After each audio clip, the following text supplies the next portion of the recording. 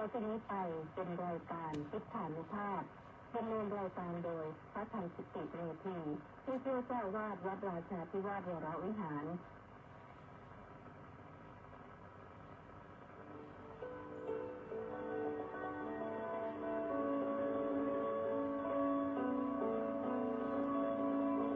ได้เวลามาฟังพุทธานุภาพเพื่อรับทราบพุทธธรรมคำสั่งสอนเสริมมงคลให้ชีวิตก่อนหลับนอนรอพักผ่อนสุขสบายกายใจเทิน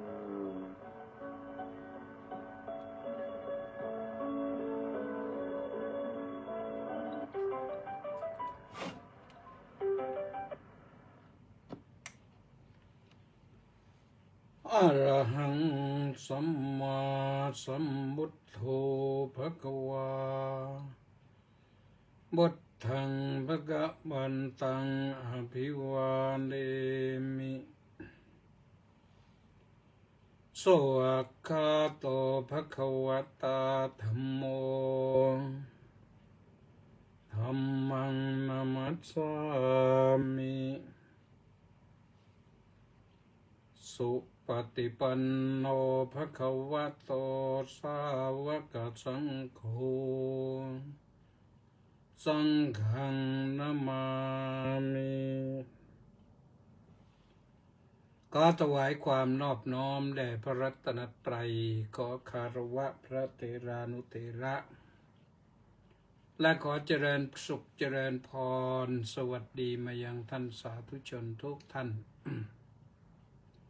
ได้เวลารับฟังรายการพุทธานุภาพกับพระธรรมกิตติเมธีผู้ช่วยเจ้าอาวาสวัดราชาธิวาสวิหารซึ่งวันนี้ก็มาพบกันที่วันพฤหัสบดีที่14สิงหาคมพระพุทธศักราช2568แรม5ค่ำเดือน9วันนี้ก็มีฝนตกนะช่วงเย็นแต่ไม่มากก่อนนั้นก็ลงไปเดินรอบพระเจดีย์และพระวิหาร10 รอบออกกำลังกายหน่อยหนึ่งพอเหงื่อซิบ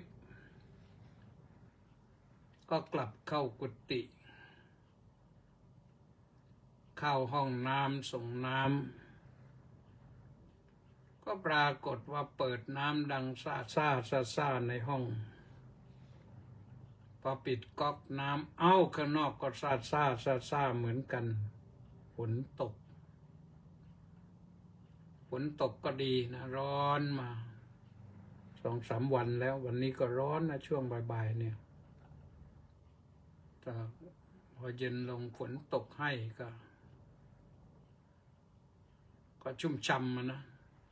หมูวิหกนกกาก็ชุ่มฉ่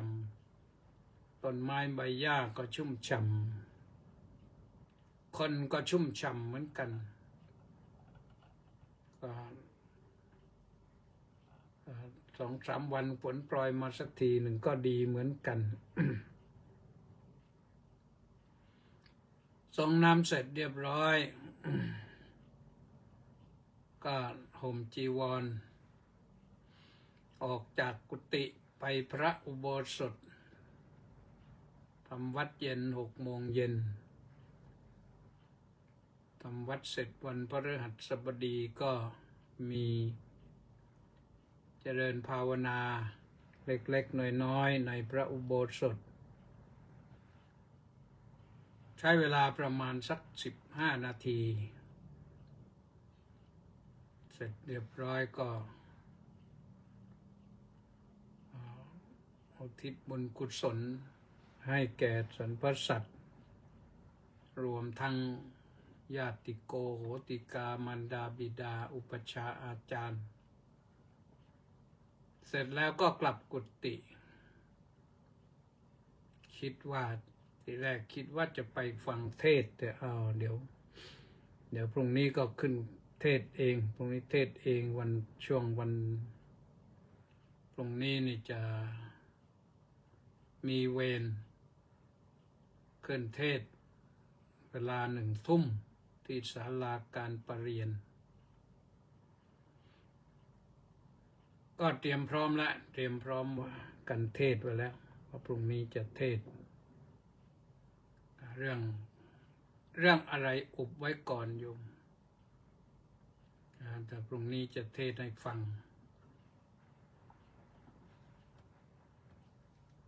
ก็เป็นกันที่2นะในพรรษากันที่2เฉพาะ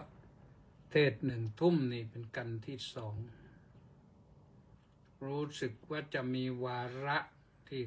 ทางเจ้าหน้าที่จัดไปให้4 กันพรุ่งนี้ก็เป็นกันที่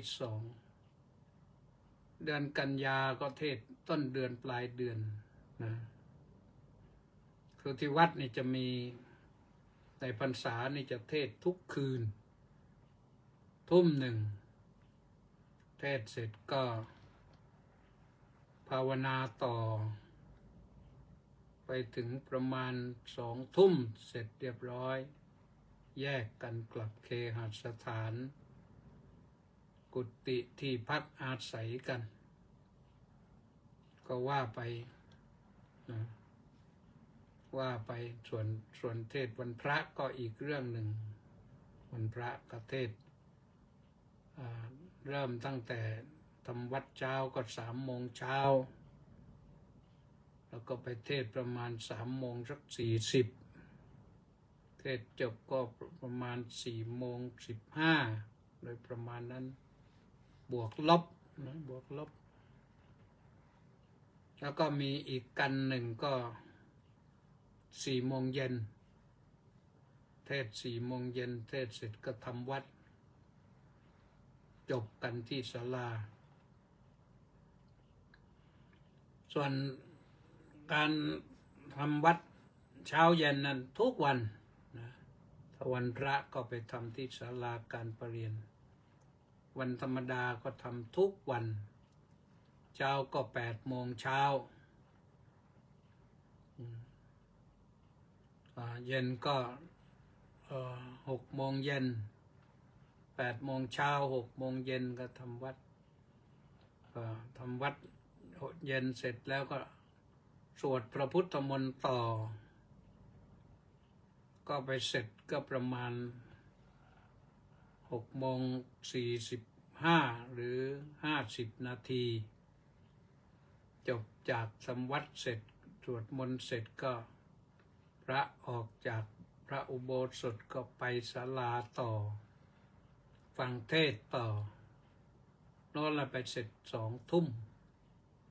นั่นเป็นประจำทุกวันที่ศาลานั้นพระก็นักเทศก็สลับสับเปลี่ยนกันไปจัดวาระจัดเวรในเทศกันทุกรูป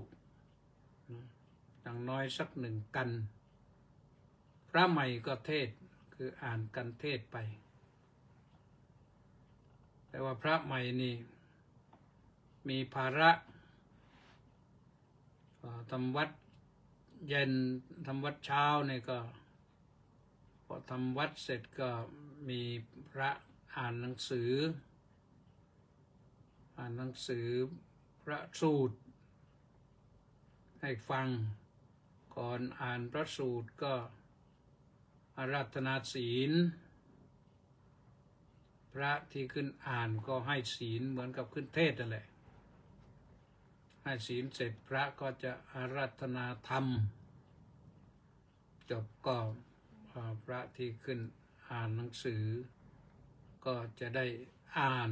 พระสูตรไปประมาณ5 นาทีก็จบลงมาทุกวันทำอย่างนั้นพอช่วงเย็นนี่ ทำวัดเสร็จก็พระก็จะขึ้นธรรมาสน์อ่านหนังสือพระวินัยมุกนี่แหละนะ พอขึ้นธรรมาสน์เสร็จก็พระใหม่ก็จะอาราธนาศีลผู้ขึ้นอ่านหนังสือก็ให้ศีลเสร็จก็จบกันลงมาพระใหม่ก็อาราธนาพระปริตรวิปัตติปฏิภาหายะสัพพสัมปัตติสิทธิยานี่จบแล้วก็ จะมีพระสลับสับเปลี่ยนกันทำหน้าที่นำสวดนอกจากนำสวดแล้วก็จะชุมนุมเทวดาด้วยสมันตาจักวาเลสุอัตราคัจฉันตุเดวตานมันเป็นรูปที่สามรูปที่หนึ่งก็นำสวดนะตั้งก็จะหันธรรมยังบุตทัสสะภะคะวะโตปุปภาคณามการังกโรมัสเสและรูปที่สองก็จะรับ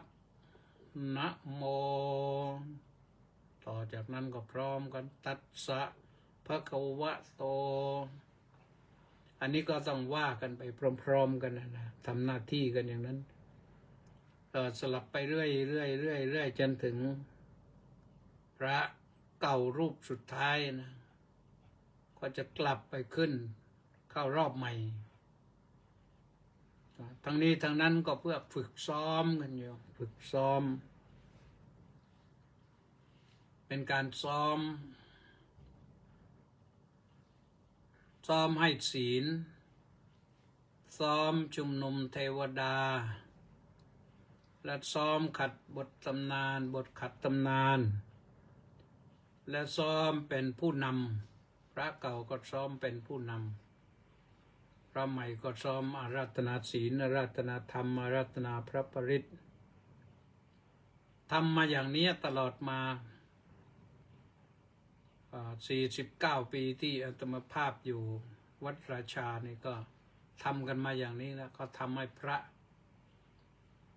ใหม่ก็ได้ฝึกซ้อมได้ทำในส่วนเบื้องต้นถ้าอยู่ต่อไปก็เป็นได้ฝึกในขั้นต่อไปตามลำดับ1 พรรษาก็พอทำเป็นแหละนะส่วนว่าเรื่องเรียนเรื่องนักธรรมบาลีอันนั้นก็ว่าไปนอกพระอุโบสถก็ไปห้องเรียนกันแม่วันนี้ก่อนเข้ารายการนี่ก็ได้อ่านข่าววัดมะม่วงปลายแขนดังเลยวัดมะม่วงปลายแขนในวัดที่อาตมาภาพเองก็สร้างมาช่วยสร้างอาจารย์มาแล้วก็มาบวชที่นั่นบวชแล้วก็อยู่จำพรรษาหนึ่งแล้วก็เข้ามากรุงเทพแล้วก็เรียนจบหมดในประเทศไทยแล้วก็ไปเรียนที่อินเดียอีก2 พรรษานะ2 พรรษาก็เกือบ3 ปีไปก่อไปออกพรรษาแล้วไปแล้วก็ไปจำอยู่ที่โน้น2 พรรษาแล้วต่อมาอีกครึ่งหนึ่งอีกครึ่งปีจึงกลับเรียนจบวันนี้ได้ข่าวดังละคงจะดังพอสมควรนะคือพระทำเรื่องแทงกันพระแทงโยมเหตุที่พระแทงโยมเพราะโยมมาแทงพระเหตุที่โยมมาแทงพระก็พระไปห้ามพวกขี้ยามานอนในวัดในตามข่าวนะว่าตามข่าวพวกขี้ยามานอนในวัดแล้วก็ มาขโมยสายไฟบ้างอะไรบ้างแล้วแต่ไล่สดไปชอเรื่องสกปรกเลอะเทอะบ้างนี่พระก็คงห้ามหลายครั้งแล้วแหละแล้วก็มันไส้กันอยู่ด้วยแล้วมั้งนะแต่คนที่เป็นโยมนั้นก็เคยบวชแล้วก็คงจะเป็นเพราะติดยาอยู่ไม่ได้หรือถูกไล่ให้ศึกก็ไม่รู้เห็นว่าศึกไปประมาณสักเดือนหนึ่งก็คงจะไม่ได้เข้าพรรษาอะไรหรอกเพราะว่าโดนแทงเอาเจ็บไปแล้วแต่ว่าเขาสู้นะสู้แทงพระพระก็แทงมั่งจะมัดกันไปมัดกันมาก็ได้มีดจากเขานั่นแหละแทงเขากลับไปก็เลยไปไหนไม่รอดเนี่ยอันนี้ตามข่าวนะไม่รู้ว่าเป็นจริงเป็นอย่างไรเปิดคลิปก่อนเข้ารายการก็เจอเลยแล้วโอ้ดังแล้ววัดมะม่วงปลายแขนดังแล้วเจ้าอาวาสนี่เป็นเจ้าคณะตำบลด้วยแต่ว่าเป็นโรคประจำตัวลุกได้บ้างไม่ได้บ้างนอนโรงพยาบาลบ้างนอนวัดบ้างอยู่ก็พรรษานี่คงจะไม่ไปจำพรรษาในโรงพยาบาลแล้วมั้งพระครูสุขันธศรีลาภรณ์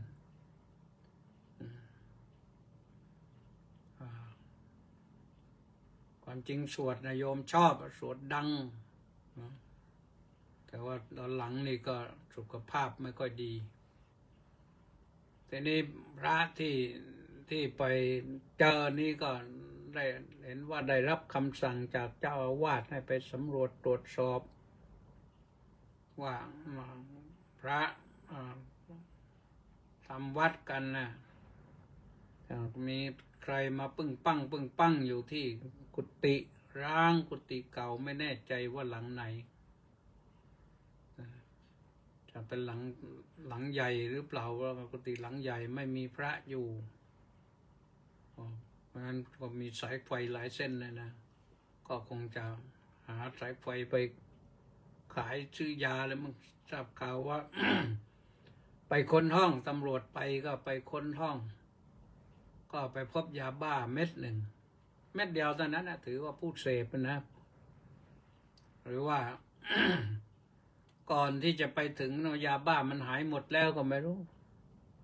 หรือว่าไปถึงแล้วมันหายก็ไม่รู้นะเรื่องยาบ้านี่ก็เรายากเหมือนกันนะพระเรายากอาจจะคนพบสัก10 เม็ด20 เม็ดแต่มัน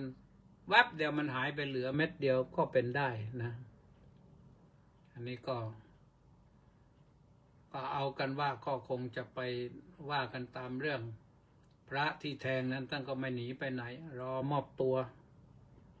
ส่วนนายนนท์เขาก็พาไปโรงพยาบาลคงจะเรียบร้อยได้นะเรื่องตอนนี้ก็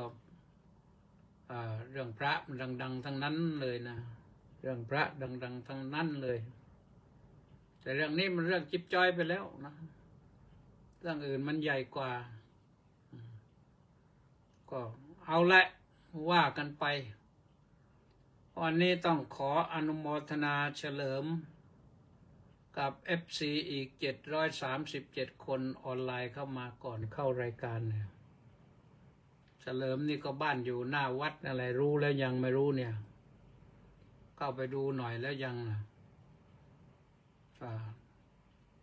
เม้นมาบ้างก็ได้ว่าเป็นอย่างไรแล้วเหตุการณ์ถึงไหนแล้วนะเฉลิมถ้ายังฟังยังติดตามดูอยู่ก็ว่าไปก็ได้นะมาทางเฟซนั่นแหละท่านทั้งหลายขณะนี้กำลังรับฟังรายการพุทธานุภาพซึ่งพูดมาก็ไม่ได้พุทธานุภาพเลยเป็นมารานุภาพนะทางสถานีวิทยุกองพลที่ 1รักษาพระองค์ AM 1350 กิโลเฮิรตซ์ แล้วก็วิทยุเสียงธรรมจากชาวพุทธวัดอาทัยนเรศนครปฐมวิทยุพระพุทธศาสนาและสังคมวัดศรีทวีนครศรีธรรมราชมาวัดสามชุกจังหวัดสุพรรณบุรีแล้วก็วัดหนองกายจังหวัดเชียงใหม่อ้าวลืมไปแล้ววัดศรีทวีนี่วันที่12เขาทอดผ้าป่าบำรุงสถานีวิทยุกันตั้งใจว่าจะร่วมบุญหน่อยก็ลืมงานมันเยอะมากเลยก็เลยไม่ได้โอนปัจจัยไปร่วมบุญเลยก็ออกวิทยุอยู่ประจำญาติโยมไปช่วยแล้วมั้งนะ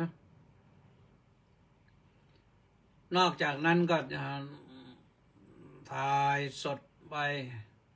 ทางเฟซบุ๊กที่กิตติเมธีก็ติดตามชมกันได้นะนอกจากติดตามชมแล้วก็ช่วยกันแชร์ด้วยนะติดตามชมแล้วก็ช่วยกันแชร์ด้วยแชร์ไปเยอะๆนะจะได้ร่วมบุญร่วมกุศลกันโดยการให้ธรรมะเป็นทานชนะการให้ทั้งปวงพระพุทธเจ้าตรัสไปนะสัพพทานังธรรมทานังชินาติการให้ธรรมะเป็นทานชนะการให้ทั้งปวงเพราะฉะนั้นแชร์ไปแล้วจะร่วมบุญเป็นค่าเวลาของสถานีวิทยุก็ได้โยมออนปัจจัยเข้าบัญชีธนาคารกรุงไทยนะเลขที่บัญชี070-026-0870นี่จำแม่นเลยนะ070-026-0870เอาและเข้าเรื่องวันนี้จะพูดถึงเรื่องมิจฉาทิฏฐินะคือความเห็นผิดพระพุทธเจ้านะ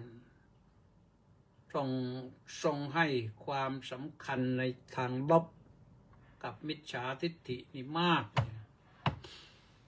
มิจฉาทิฏฐินี่จริงๆแล้วมันมีตั้ง62อย่างนะเห็นผิดเนี่ยแต่นี่เป็น62นั้นเป็นเห็นผิดแล้วก็เป็นผู้แสดงความเห็นเป็นลัทธิแต่ว่าไปแล้วเนี่ยลัทธิปรัชญาทั้งหมดนะทั้งตะวันตกตะวันออกนะที่มีอยู่นะก็เป็นเรื่องที่เป็นส่วนของมิจฉาทิฏฐินะคือความเห็นที่สุดตรงไปทางใดทางหนึ่งทิฏฐิ62อันนี้ก็อยู่ในพรหมชาลสูตรนะอยู่ในพรหมชาลสูตรพระสูตรแรกเลยในบรรดาพระสูตรทั้งหลายทีฆนิกายสีลขันธวรรคถ้าเป็นสูตรแรกในพระไตรปิฎกเล่มนี้คือเล่ม9นะ8เล่มนะข้างต้นนะเป็นพระวินัยปิฎกเล่มที่9เป็นพระสุตตันตปิฎกแล้วก็สูตรแรกก็คือทีฆนิกายสีลขันธวรรคและพระสูตรแรกก็คือพรหมชาลสูตรพรหมชาลสูตรนั้นแปลว่าพระสูตรที่ว่าด้วยเรื่องคายดักสัตว์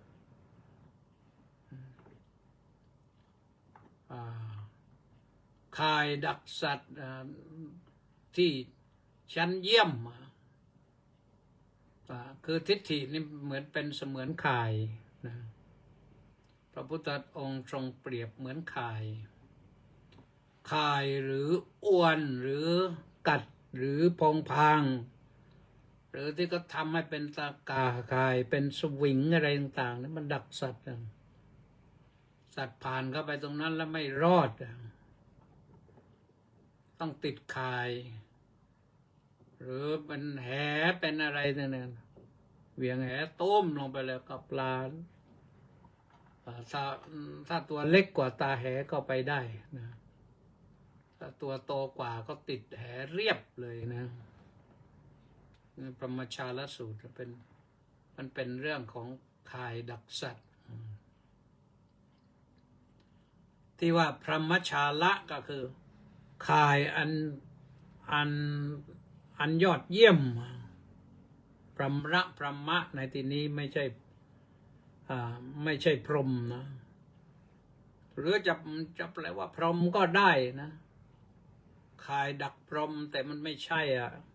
คือข่ายดักสัตว์ทั่วไปที่พรหมนี่แปลว่าประเสริฐก็ได้นะคำว่าพรหมะนี่แปลว่าประเสริฐก็คือข่ายดักสัตว์อันคุณภาพเยี่ยมเข้าไปแล้วไม่รอดลักษณะอย่างนั้นนะก็ว่าโดยเรื่องทิฏฐิ62อย่างนะมีทิฏฐิบางอย่างนะก็แต่ละทิฏฐิได้มีชื่อเฉพาะนะชื่อว่าอมราวิเขปกะนะทิฏฐิแปลว่าความเห็นที่ลื่นซัดสายเหมือนปลาไหลนะอมราวิเขปกะก็คือการดิ้นพรวดพลาดของปลาไหลนะจับไม่ติดเนี่ยมันลื่นนะโยมเคยจับหรือเปล่าเคยจับปลาไหลหรือเปล่าพอจับปั๊บมันวิ่งพรวดเดียวตัวมันลื่นนะแล้วมันคดเคี้ยวกล้ามเนื้อมันดีด้วยมันแข็งด้วยคนที่ไม่ชำนาญยิงจับปลาไหลไม่อยู่นะมีคนที่จับปลาไหลอยู่ก็มีแต่ต้องชำนาญจริงๆ ชำนาญในการจับปลาไหลอันนั้นก็ได้นะทิฏฐินี้ชื่อว่าอมราวิเขปกะก็หมายถึงคนที่มีความเห็นพริ้วไปก็พูดว่านี่อย่างนี้อย่างนี้อย่างนี้พอก็บอกว่าอ๋ออย่างนี้ไม่ใช่อย่างนี้ไปแล้วก็ไปแล้วที่จริงแล้วมันไม่ใช่อย่างนี้มันอย่างนอนว่าไปเรื่อยไปโดยเฉพาะอย่างยิ่งความเห็นเรื่องการเวียนว่ายตายเกิดเนี่ยเขาเห็นต่างๆนานาบางลัทธิก็บอกว่าร่างกายน่ะมันตายแต่จิตนี่มันตายไม่ได้บางทิฏฐิก็ว่าจิตตายได้แต่ความรู้สึกมันตายไม่ได้คือเวทนาเนี่ยบางคนก็ว่าเวทนามันตายได้แต่สัญญามันตายไม่ได้มันจำไปตลอดกาลเหมือนที่เราเชื่อกันไปว่าบุญนี่มันจะติดตัวตลอดกาลหรือบาปมันติดตัวตลอดกาลอย่างนี้ซึ่งจริงๆแล้วพระพุทธเจ้าทรงแสดงไว้มันมีขึ้นอยู่กับเหตุปัจจัยเหตุก็คือจุดเริ่มต้น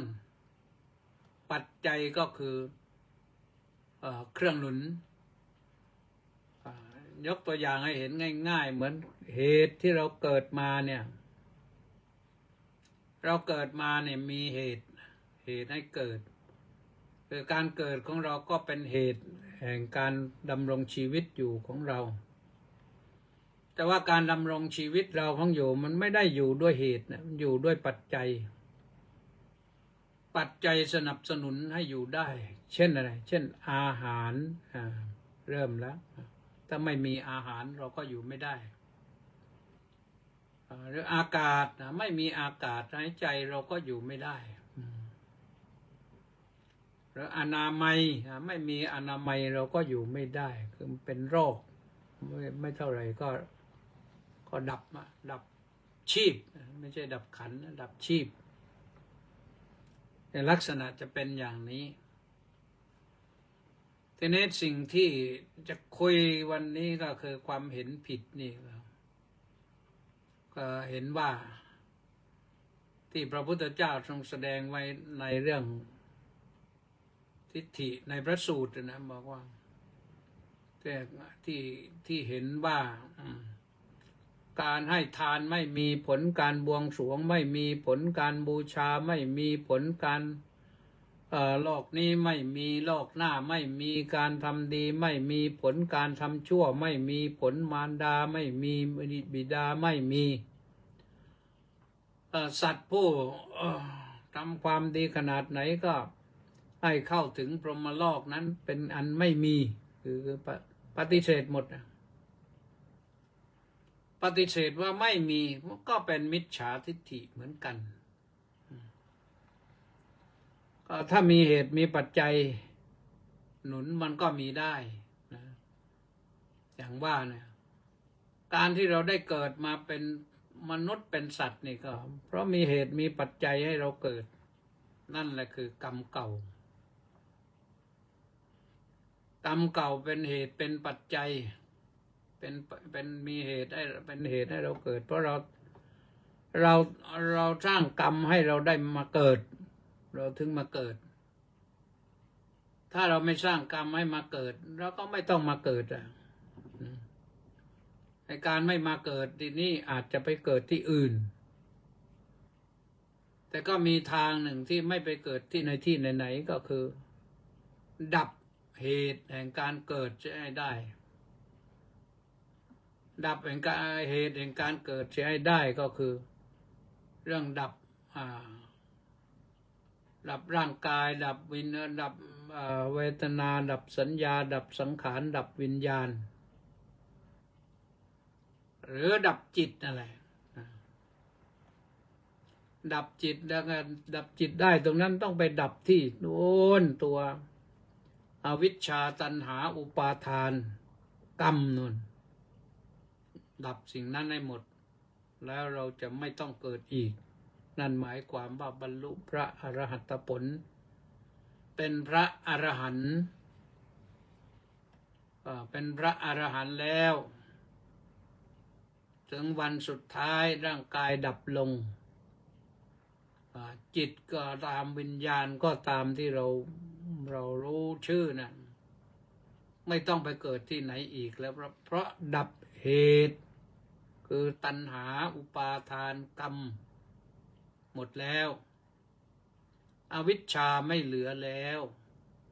จึงไม่มีเชื้อให้ไปเกิดใหม่ก็เป็นอันว่าจบตรงนั้นทีนี้ย้อนกลับมาว่ากันถึงเรื่องที่ง่ายๆนี่นะเรื่องกรรมนี่แหละกรรมชั่วก็มีผลกรรมดีก็มีผลนี่ตามมติทางพระพุทธศาสนาคนเราทำชั่วก็เยอะแต่คนทำดีก็เยอะรวมกันแล้วนี่การที่ได้มาเกิดเป็นคนนี่ทำดีมากกว่าทำชั่วคือคนที่ทำชั่วมากนะมันมีผลชั่วแล้วไม่ได้มาเกิดมาเป็นมนุษย์หรอกหรือได้มาเกิดเป็นมนุษย์ก็เป็นมนุษย์ที่ไม่สมประกอบไม่สมบูรณ์นะเพราะหาเรื่องชั่วต่อไปหาเรื่องชั่วหาเรื่องอันธพาลต่อไปเรียกว่าเป็นทุกขตะยากจนเข็นใจบ้างพฤติกรรมต่ำตมบ้างนะอะไรที่ดีแล้วทำไม่ได้แต่ที่ชั่วร้ายแล้วก็ทำดีหมดนะพระพุทธเจ้าทรงแสดงให้เห็นว่าทำชั่วนั้นก็หมายถึงทำชั่วทางกายทำชั่วทางวาจาทำชั่วทางใจนะทำชั่วทางกายก็คือการฆ่าสัตว์การเบียดเบียนชีวิตสัตว์การทำร้ายสัตว์นี่หมายถึงมนุษย์ด้วยหมายถึงสัตว์อื่นๆด้วยคือทำให้เขาประสบทุกข์ยากลำบากหรือไม่งั้นก็ถึงตายเลยจิตใจโหดร้ายเบียดเบียนชีวิตผู้อื่นเป็นการทำร้ายเป็นการรวมทั้งลักขโมยเรื่องความประพฤติผิดศีลจะประพฤติผิดประเวณีเนี่ยก็เรื่องทำชั่วฆ่าสัตว์น้อยๆฆ่าสัตว์มากๆมันบาปทั้งนั้นแหละนะมันชั่วทั้งนั้นเนี่ยที่ไปที่เคารพราฆ่าฟันกันเนี่ยทำชั่วเป็นกายทุจริตทั้งนั้นนะก็ ก็เป็นเรื่องของมาจากจิตใจนั่นแหละนะพูดชั่วก็พูดเท็จไปเรื่อยนะบางครั้งบางทีคนหน้าตาดีๆเนี่ยแต่พูดชั่วพูดเท็จส่อเสียดเหยียดหยามทำให้เกิดความทะเลาะเบาะแวงกันไม่รู้จักจบไม่รู้จักสิ้นพูดคำหยาบคายประณามหยามเหยียดลบหลู่ดูหมิ่นชาติพันธุ์ชาติโคตรกันพูดให้เกิดความเสียหายเสียประโยชน์พูดให้คนอื่นเสียผลประโยชน์กันไปนี่ก็พวกเรานี่ก็คือชั่วนะชั่วทางวาจาเป็นกรรมชั่วคิดชั่วนี่ชั่วทางใจชั่วทางใจเนี่ยคิดละโมบรอบมากอยากได้นี่ที่เขาคิดอยากได้แผ่นดินก็อยากได้บ้านอื่นเมืองอื่นของเขาที่แบ่งกันมาตั้งนานแล้วก็ยังมาหาเรื่องทะเลาะกันนี่ก็เรื่องคิดชั่วนะอยากได้ทุกสิ่งทุกอย่างเสร็จแล้วก็ไปทำชั่วทำบาปทำเวรสร้างเวรทำให้คนอื่นเดือดร้อนเนี่ยเพราะอยากได้ของตัวเองแล้วก็คิดพยาบาทคนอื่นเขาพยาบาทก็คือพยาปาทะนะคิดให้เขาถึงความเสื่อมพยาบาทคิดทำให้ผู้อื่นถึงกับความเสื่อมเสียอวัยวะร่างกายเสื่อมเสียชีวิตเสื่อมเสียทรัพย์สินเงินทองนี่ก็เป็นเรื่องของเสื่อมเสียทั้งนั้นนะคิดแล้วไม่สำเร็จคาดมาดร้ายไม่สำเร็จก็คิดเบียดเบียนทีนี้คิดเบียดเบียนก็ลงมือทำกันเลยยุแย่ให้เกิดทะเลาะเบาะแวงแล้วก็ทำร้ายผู้อื่นเขานี่คนพวกนี้พวกบาปหนาพวกบาปหนักอย่างนี้แน่นอนนะทำชั่วก็ไม่ได้พบสิ่งดีหรอกชาตินี้ก็จะอยู่ยากลำบากชาติหน้ายิ่งไม่ได้ผุดได้เกิดมาเป็นมนุษย์อีกก็ไม่รู้กี่ร้อยกันพันชาตินะตอนนี้ว่าโดยเรื่องกรรมนะพระพุทธเจ้าตรัสไว้เลยว่าการทำกรรมดีก็มีผลการทำชั่วก็มีผลนะมีผลแน่นอนไม่ต้องมาสงสัยและการว่ายเวียนว่ายตายเกิดที่ก็มีแน่นอนไม่ต้องสงสัยไปก็จบไม่ได้หรอกเพราะอะไรเพราะเราไม่มีปัญญาพอที่จะไปคลายความสงสัยนั้นนอกจากเชื่อถ้าเชื่อก็จะเชื่อของคนอื่นอาจจะถูกหลอกเชื่อพระพุทธเจ้านี่พระพุทธเจ้าไม่หลอกแน่เพราะพระองค์ถึงที่สุดแล้วพบแล้วว่าทุกข์คืออะไรเหตุได้เกิดความทุกข์คืออะไรการดับความทุกข์ได้คืออะไรวิธีไปให้ถึงความดับทุกข์ได้มันคืออะไรพระองค์ก็ดับของพระองค์เองได้หมดสิ้นแล้วจบสิ้นแล้วพระองค์ไม่ต้องเวียนว่ายตายเกิดแล้วถึงที่สุดแล้วไม่หวังผลอะไรจากใครๆต้องทำงานเผยแผ่ด้วยความเมตตากรุณาต่อสัตว์โลก45 ปีนี้เหนื่อยนะโยมเหนื่อยนะแล้วก็ไม่ใช่ว่าไม่มีคนขวางไม่ใช่ว่าไม่มีคนกีดกันมันมีทั้งนั้นนะมีคนขวางทำดีขนาดไหนก็ยังมีคนมาขวางแล้วก็ที่โจมตีอย่างนั้นอย่างนี้ก็มีพอมา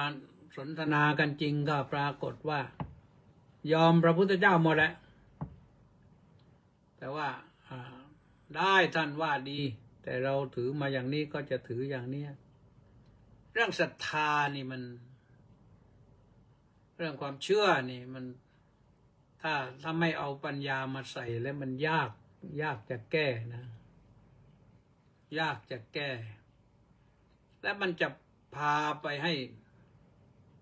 เรามิจฉาทิฏฐิไปเรื่อยนะเห็นผิดไปเรื่อยพอเห็นผิดแล้วมันพาไปยาวเลยออกนอกทางก็บอกว่าอย่าไปเลยทางนั้นมันรกไม่เป็นไรรกเราก็จะไปให้ได้นะก็บอกว่าทางล่องทางเตียนมันมีอยู่แล้วนี่เราไม่ชอบเราจะไปทางรกว่าคือเป็นโรคความดันทุรังนะพระพุทธเจ้าสอนไว้ดีแล้วนี่ก็ไม่เอาเราไม่เชื่อไปก็ไม่เชื่อพระพุทธเจ้าก็ไม่ว่าหรอกเรื่องบอกแล้วเปิดเผยแล้วคนที่ตั้งใจฟังจริงๆเขาก็ได้รับผลและบทสรุปของท่านเหล่านั้นก็บอกท่านจะบอกว่าพระองค์ทรงแสดงธรรมเนี่ยบอกกระจ่างชัดหมดทุกสิ่งทุกอย่างเหมือนหงายของที่คว่ำเหมือนกระมังคว่ำอยู่นะหงายขึ้นมาก็รู้เลยว่าในนั้นมันมีอะไรหรือไม่มีอะไรเปิดของที่ปิดเขาปิดประตูล็อกประตูแน่นนี่เปิดออกมาเลยก็เข้าไปสำรวจได้เลยเห็นได้หมดเลย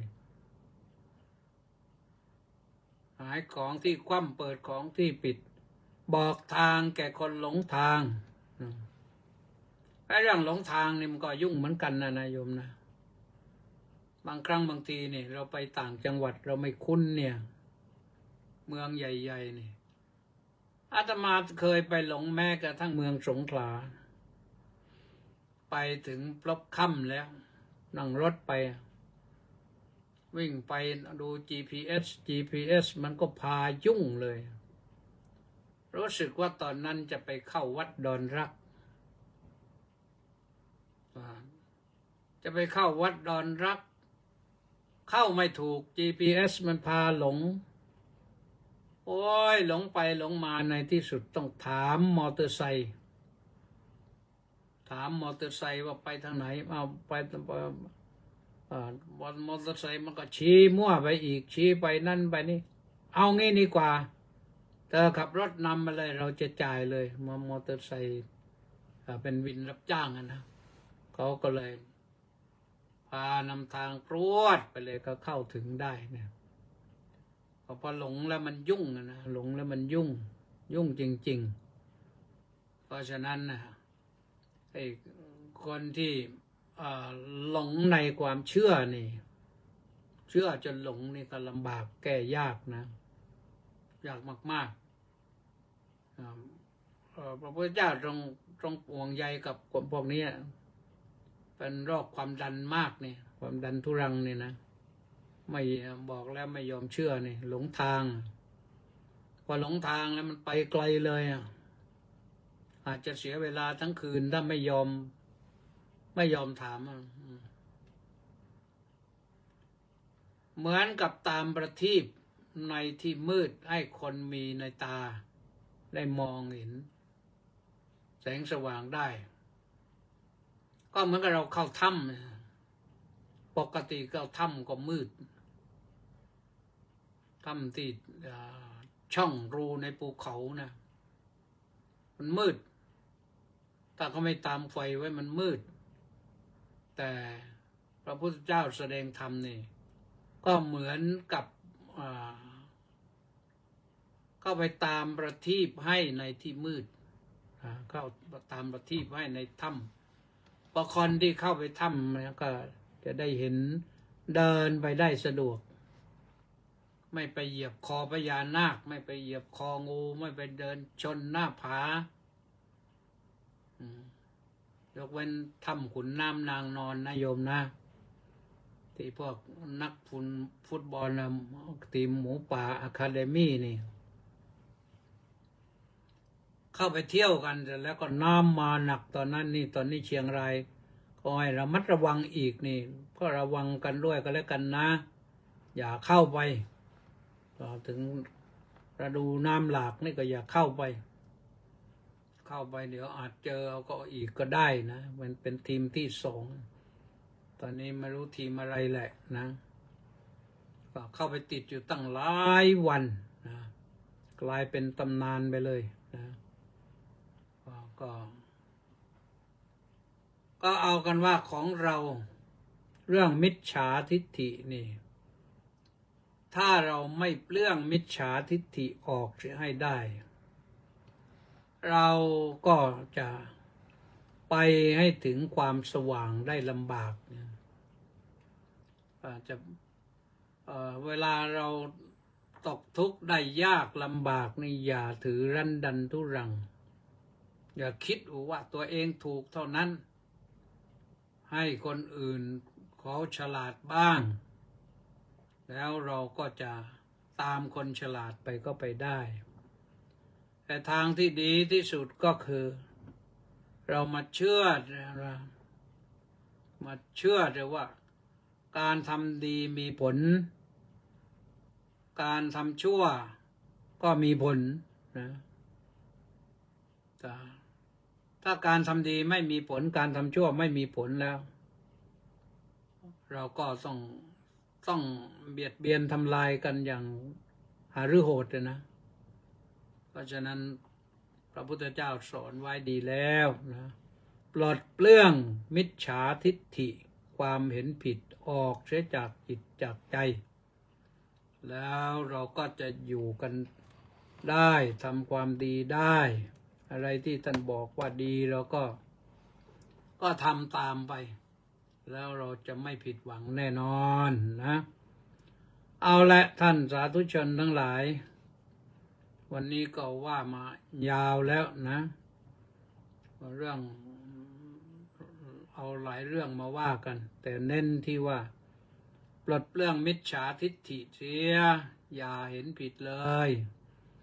ดีก็คือดีชั่วก็คือชั่วบาปก็คือบาปบุญก็คือบุญมันไม่ปนกันนะไม่ปนกันอยู่คนละฝั่งกันถ้าเราทำดีมากๆความชั่วก็ไม่มีโอกาสที่จะทำอะไรให้เราทุกข์ยากเดือดร้อนนะก็ฝากไว้เท่านี้นะต่อไปก็จะได้อ่านรายชื่อแฟนคลับที่เข้ามาทางหน้าจอ Facebook นี่นะ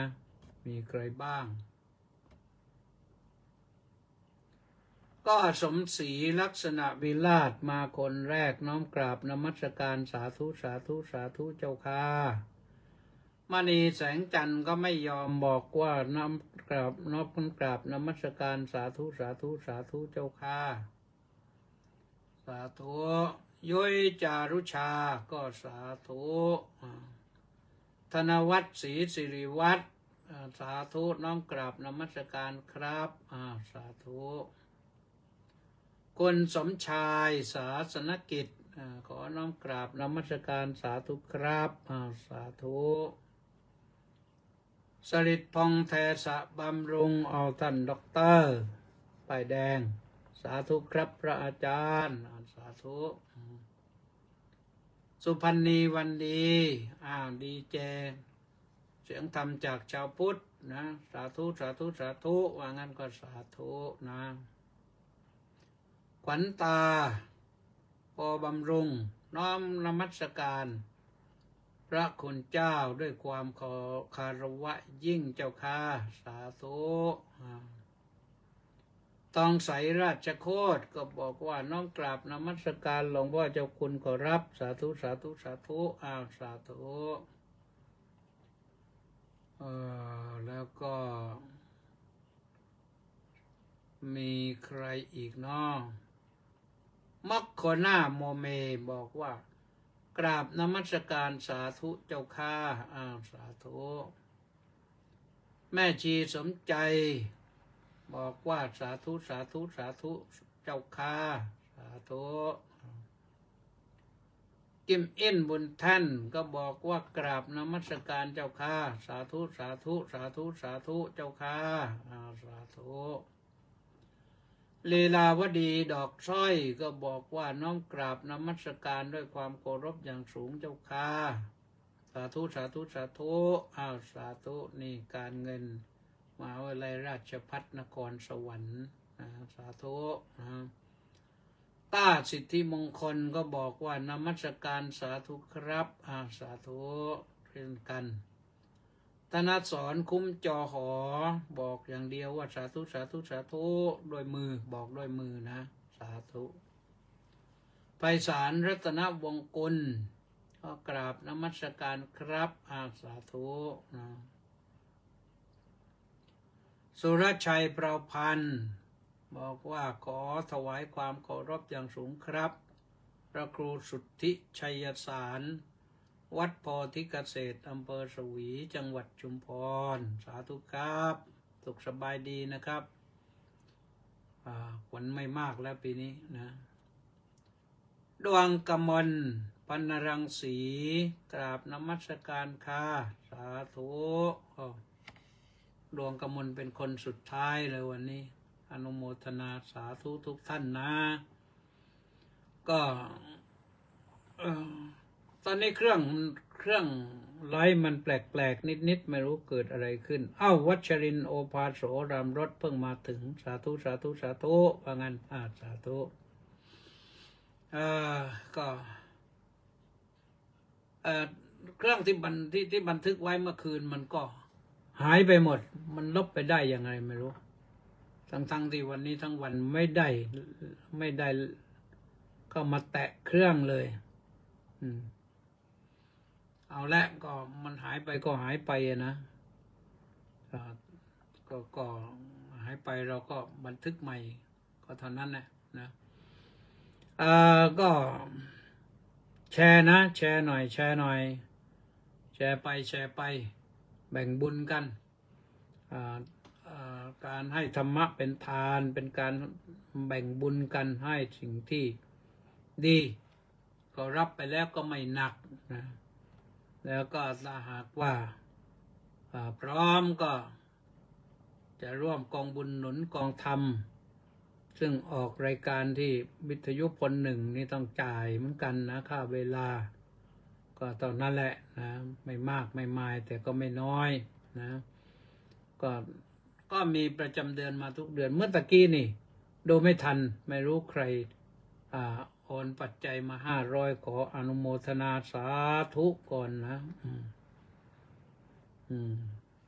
ก็เอาละดวงกมลยังตามมาอีกว่าสาธุสาธุสาธุค่ะสาธุพรุ่งนี้ก็ยังมีอีกวันหนึ่งนะสำหรับออกกันเต็มวันนี้วันพฤหัสบดีพรุ่งนี้วันศุกร์นี่เทศนะเทศที่ศาลาการประเรียนไปฟังกันด้วยก็แล้วกันหมดเวลาแล้วขอความสุขสวัสดีจงมีแด่ทุกท่านสวัสดี